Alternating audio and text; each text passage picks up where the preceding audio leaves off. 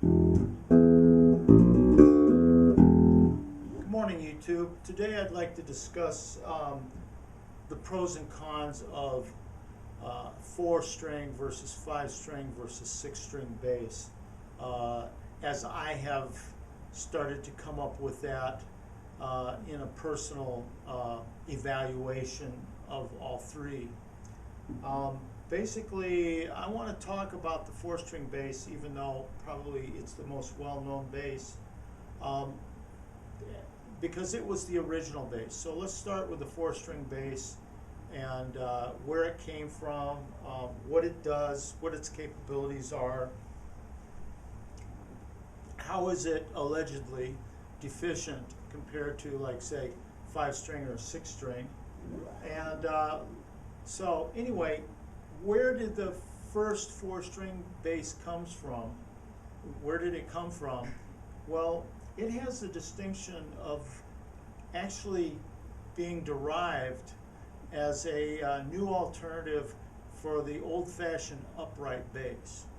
So it's tuned exactly the same as the upright bass. You know, the big, giant bass that's been used in orchestras, jazz bands, even rockabilly, some new kind of Billy music called psychobilly, early rock and roll, and so I already mentioned jazz, I believe, and of course classical going back hundreds of years. That tuning was always there. Interestingly, it's the backwards tuning of a violin. Violin starts with G, but it goes upward. G to a D, to an A, to an E. And so this one, starting way lower than a violin, of course, E, A, D, G, which is exactly the same as the upright bass was for hundreds of years. And so then this bass guitar was basically come up with the current configuration, which is very similar to, or, you know, basically the original bass guitar was called the precision bass. It's arguable, there were other originals, but Leo Fender of Fender Music came up, you know, his company came up with the bass guitar, the precision bass, and not long afterwards came something called the jazz bass. Hopefully you can see it here. This is a clone of the jazz bass, and that was come up with in the 50s. And so for something like 30 years, that endured as pretty much the only bass, you know, which was, as I said, based on the upright bass. So it has a distinction of being based on an upright bass, which they were trying to get a bass that was easier to play, and, you know, based on new technology, they wanted an electrified bass. So they came up with the bass guitar, short story long. About 30 years went by before the 5-string bass was created, and that's in the 80s. From information I've read, it was either sometime in the 80s, and so we had a 5-string bass, and so they added a bottom string down here. That was the B string, and it could go basically the same amount of notes below the E string as the E string was below the A string, so they could get low notes there. And so that just became in fashion. I've heard different reasons for that. One of them, they said they were trying to compete with synthesizers, which were hitting those low notes because they were based on a piano. I don't completely understand it. I know that certain genres or styles of music needed those low notes in there. They just thought they were cool. I think heavy metal and some funk music, they wanted those lower notes in there. And someone told me that gospel music actually wants to have lower notes in there. And so then the 6-string bass was come up with. Sorry to say, I don't have a 6-string bass here with me, But what I will tell you is the 6-string bass was basically the adding one string on the top, just like we have the G string that's on top of the 4-string bass. The highest string is a G. They added another C on top. So then they had a very wide range. They had the B on the bottom and the C on the top. And so they were extending the range. And so what I'd like to point out is they were also extending the width of the neck. So everything they were doing to extend the range upward, they were basically broadening the neck. And so to me, the 5-string bass, it's pretty much okay. And if you have big hands, probably the 6-string bass is really nice to play. So anyway, talking about our journey and some of the pros and cons of all that is that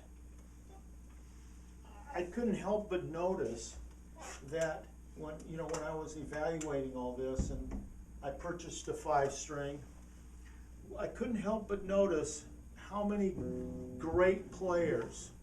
It seemed like the majority of all the most famous players, and certainly a lot of them were incredible bass players, incredible for different reasons. Like Marcus Miller comes to mind, and he plays a jazz bass typically. And I noticed that here he is not playing 5-string, not playing 6-string, or I couldn't find any footage on YouTube of them doing so. Everything was 4-string. Then we have this guy, Victor Wooten, and you can look him up, Wooten, and you know how to spell Victor, of course. Strangely absent from so many of these famous players was a 5 or a 6-string bass. They were all doing 4-string bass. And I thought, well, they've extended the range this way and made the neck wider. But what a lot of these guys were doing is, well, they went way up here on the neck. And sure, the range was extended, but I don't know, did they opt, that's my question, did they opt for a narrower neck because they got more mobility and they were able to adapt to just hitting those same notes way up here, minus a few at the very top? You know, when you add one string, you've only added 5 notes. And so, you know, we have Gail Dorsey, who was a very famous bass player playing really good bass for David Bowie. She was more of an accompanist bass. She wasn't such a flashy soloist that I noticed. I'm sure she could do it. We have Victor Wooten, as I said, Marcus Miller, incredible bass player. We have Jack Bruce going back farther in time. We have John Paul Jones of Led Zeppelin going back farther in time. You know, Paul McCartney. Of course, those guys were there before the 5-string was invented, except for a 5-string that was made by Fender that was discontinued. It wasn't really selling a lot of them, and it was a different kind of 5-string. It didn't have the B on the bottom. It just had the C on the top like a 6-string, but it started with an E. So what I would say is through that survey, it made me less inclined to believe that one must go to a 5-string due to necessity. So some of the things that I came up with as criteria was, what kind of music do you play? In other words, are you playing with a band or a group of friends or just your general musician community if you have one? And if so, what style of music are they playing? And in that music, how often are you going down to that B note? In other words, if you want a 5-string bass or you're considering a 5-string bass, how much are you using those lower notes? One of the people that talked about a 5-string bass that I saw, they said, well, also you have more options up here. Like, for example, you could hit an E string on the 5th fret because on the B string, which is lower, and you'd be able to have more flexibility how you play it. But with so many really expert bass players out there that were not only famous but incredibly skilled. It makes me question how much is it really buying you to get a 6-string or a 5-string or a 6-string.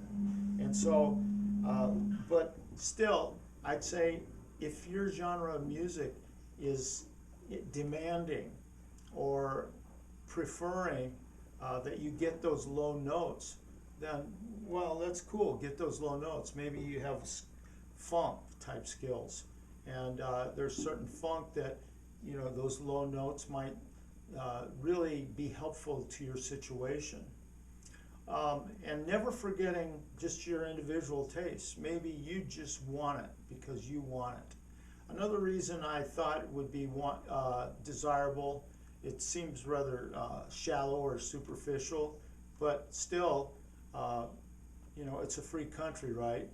If I want to do something shallow or superficial, I can do it, right? And so maybe you just want a 5-string because you want to be kind of a perception thing, like viewed as kind of a bass nerd, or kind of like, oh, they're going more deep, you know, more of a deep bass player, you know, just, you know, an image thing. And I don't think that's invalid if it makes a difference whether you can get in a certain band or not. So that's a good reason, maybe, to me, a valid reason for wanting to play 5-string bass. One, simply because you want to. Or you are in the exploratory phase and you found a good priced one and you want to explore it. You want to see how it feels. That's a great reason, in my opinion. I did that. I bought a 5-string bass, and then I started to examine how it felt. I played it with the type of music that I play. I was playing to recordings, and I just kind of got a sense of how much I was using that low string. And what I discovered is typically the only note on that low string I was using was the D. And so that wasn't enough to warrant getting a whole nother wider neck, and it wasn't enough to warrant getting a whole wider neck and just to hit one extra note. So what I found that to reach that D, I found that you could actually do what's called drop D bass tuning. And here, this one's tuned in drop D, I believe. And drop D, I thought, was a good substitute for the whole exercise of getting a 5-string bass. If all you were doing it for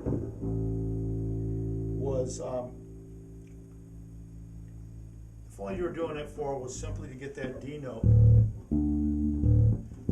So this has been tuned down a step from E to D. So the octave to D is here. What that does, though, in drop D, what you can do there is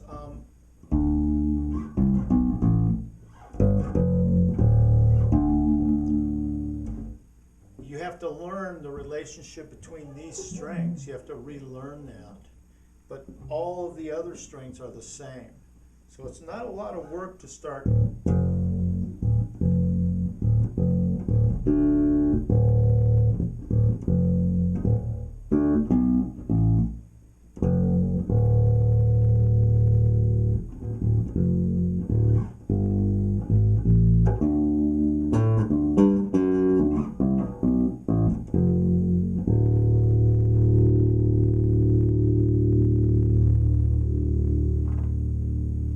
So you just start to practice those two strings.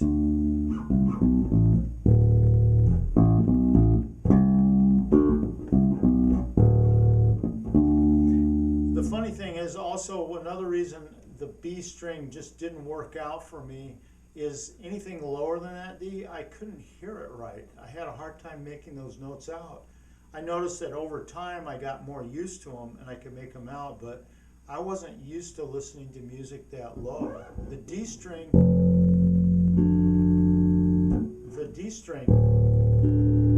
what I liked about that is, like say you end a certain song in D, it just has that feeling of depth and finality. A lot of Celtic music is played in D, Celtic style music. A ton of Irish fiddle music.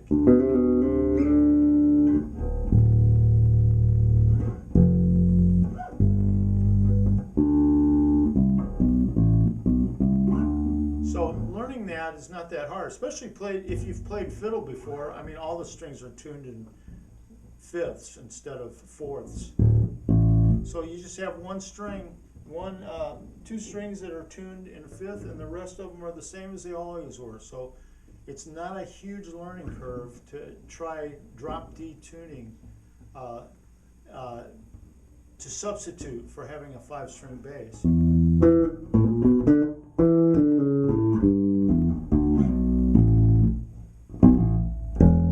Another thing with the drop D tuning is pretty cool is your octaves become like that. Very easy to play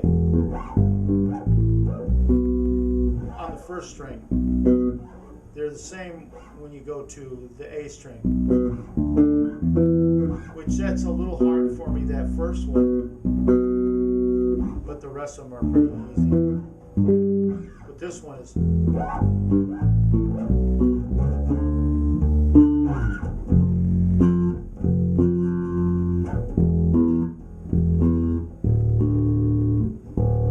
So you're getting that D just by either having an extra bass or taking a minute before the next song that uses it to tune down. Or if you've really gotten into it and your musical style warrants it, you might just play your whole set that way, because you can hit the B or the E.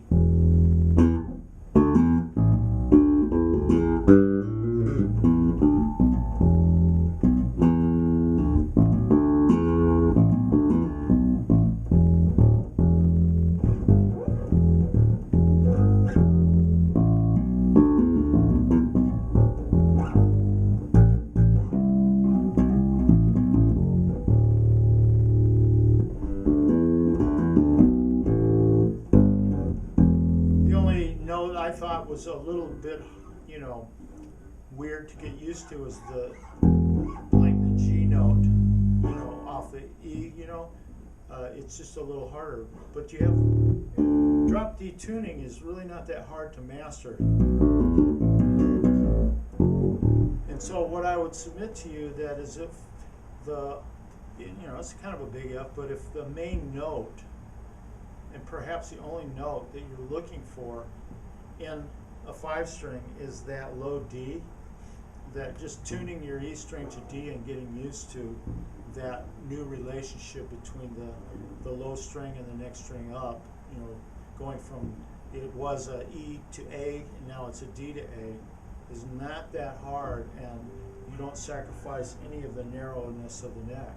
And on a jazz style bass such as this, the neck is pretty narrow, and I don't have very big hands, and so I find it very nice to have such a narrow neck.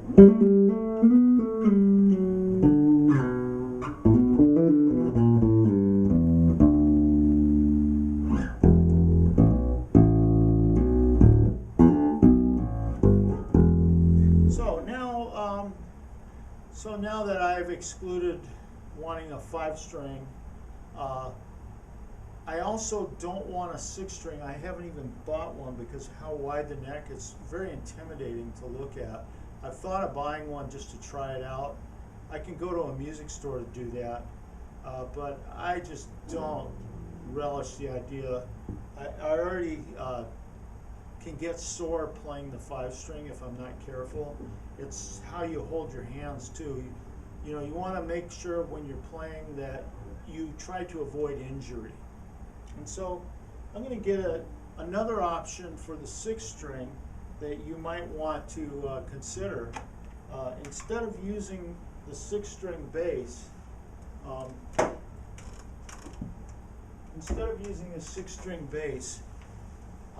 if you're not really into those low notes, on the 5-string, you know, if you're not really worried about that low note, but you really do want the high notes, you can also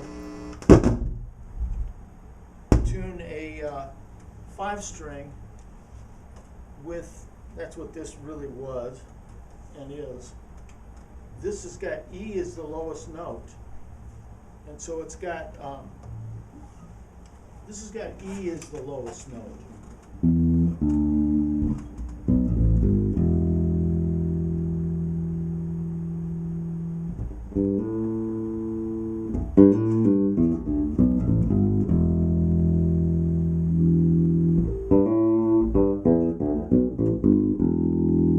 But what it's got, it goes E, A, D, G. C is the highest note.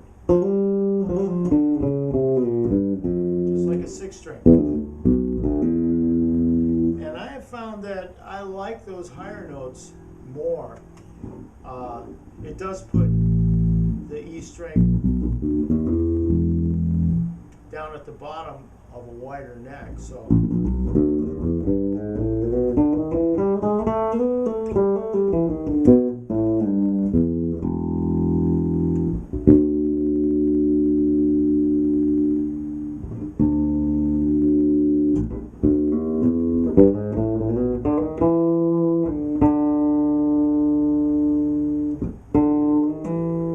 But it opens up a lot of options at the top, and including chords, which not everybody does.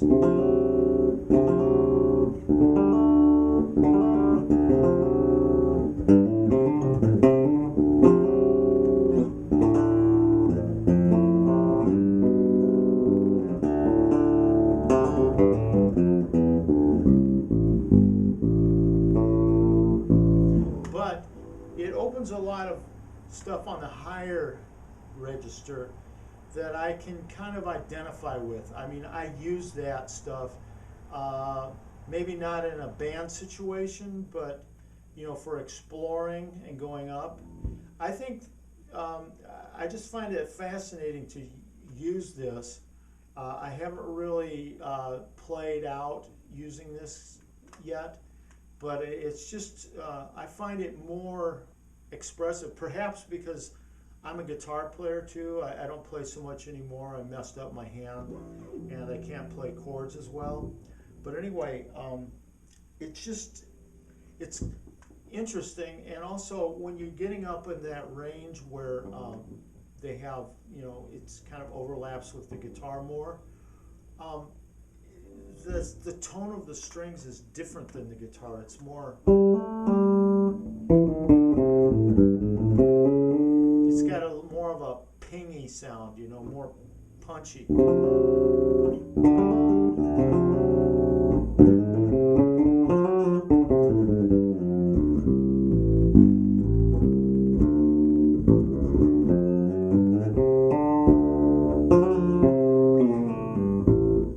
Anyway, so